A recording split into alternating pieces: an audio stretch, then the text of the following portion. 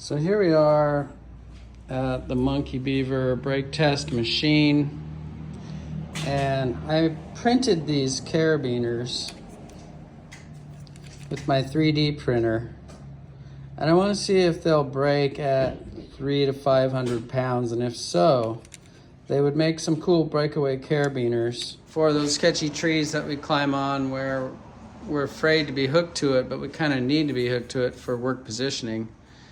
We're tied in safe somewhere else, but we want our rigging that's hooking us to the tree to break if the whole tree tips over under us.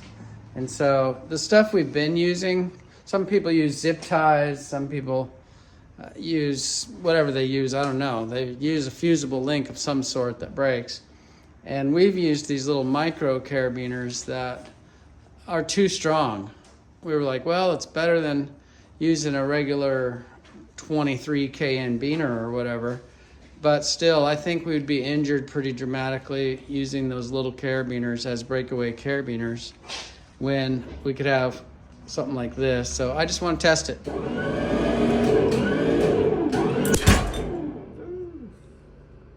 238. Yep. It didn't break the hinge. No, it broke. Where did it go? Where did the other piece of it go? It broke this part. Interesting. Yeah. Let's break the other one.